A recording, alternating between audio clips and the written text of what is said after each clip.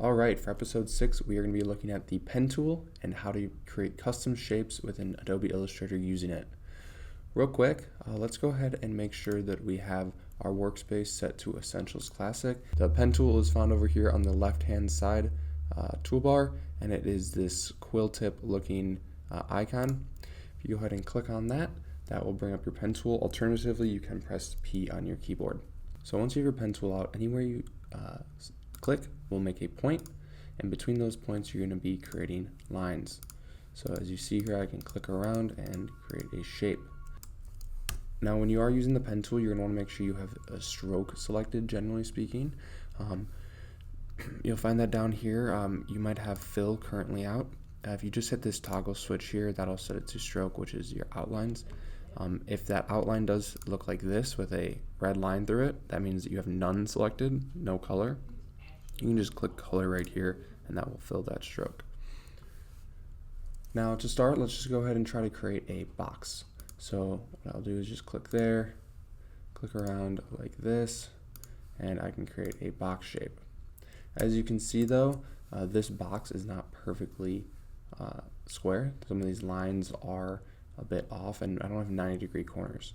What I can do to fix this is while I'm using the pen tool, I can hold shift and that will lock in straight lines. So as I go along here, I'll only be drawing either perfectly vertical, horizontal, or 45-degree lines. Then I can go ahead and create a perfect box there. Now you notice on this last line here, I had the assistance of that pink line to make sure that I was lining it up here. Just to show you again, so this pink line coming down tells me that I'm right under that last point. If you don't see that, what you'll want to do is go to View, Smart Guides, and make sure that Smart Guides are turned on. Now, a helpful thing when using the pen tool is to understand how the command key can work. So let's say I just wanted to create a simple line here, maybe just a straight line with the pen tool.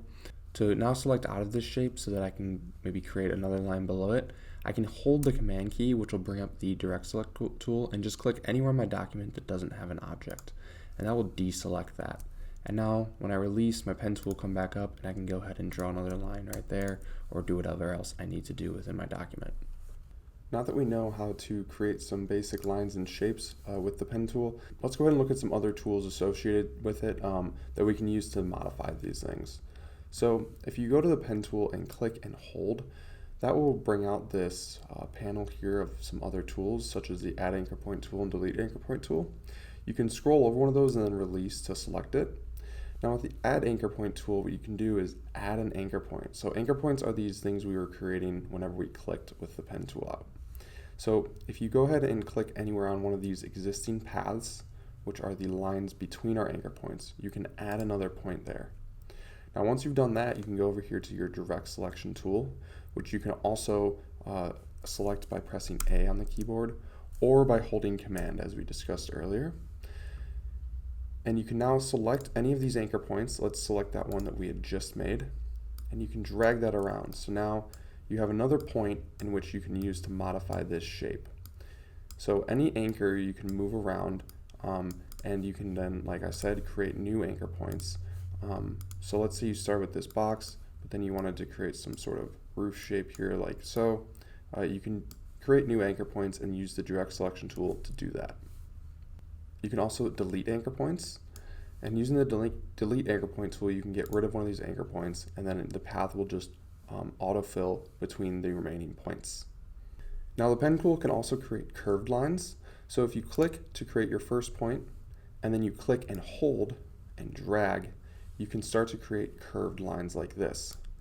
Alternatively, you can also click and hold on your first point to create these Bezier lines, and then click and hold on your second point, and this will allow you to manipulate how your curves are being created. Now these Bezier lines essentially are the toggles that affect the direction of the curve and also affect the next curve that you create. So as you see here, I have this Bezier line going up into the right here, and so when I click to make my next point, even if I don't hold it and I just click, that curve is going to automatically go up into the right before it goes over to this point. Unlike this point to this point where there's no Bezier lines and it just creates a straight line.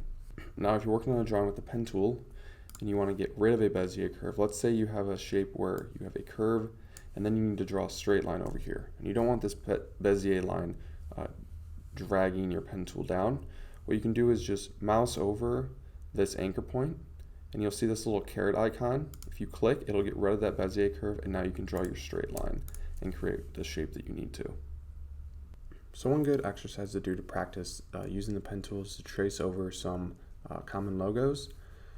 For now, let's do the Apple logo. So we'll go and find an image on Google. We'll go ahead and right click, copy image, and then in Illustrator we're going to hit Command V. That will paste it in. Let's go ahead and scale this down onto our artboard. And then what we're going to do is go over to our transparency tab, make the opacity around 40–50% so that we can see our drawing on top of it more easily.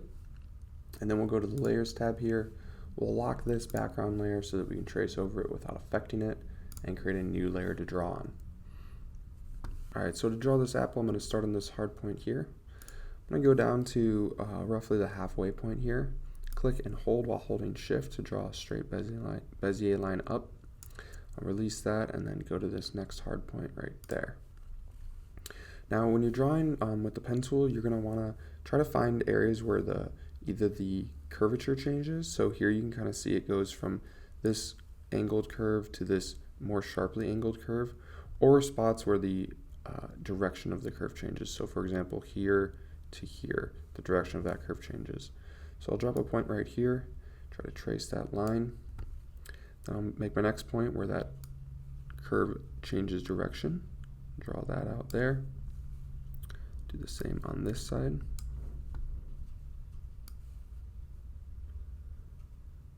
And then over here, I'm going to want to go probably all the way up to here. Draw one nice long smooth curve. Now here what you can see is because this Bezier handle is so long, it's not going to allow me to create a curve that matches here. So what I can do is I can hold the Option Alt key, and that'll let me grab this handle here and just bring it down to make it a little bit shorter. And now I can draw a more accurate curve around the top of the apple here. I'll do the same thing here for this middle section. And then I'll go to my final anchor, or my first anchor point rather, click and hold to complete the shape. Now what I can do is bring out my direct selection tool, and I can move around this and use these handles to fine-tune my drawing to make the curves smoother and more accurate to the original shape that I was trying to trace.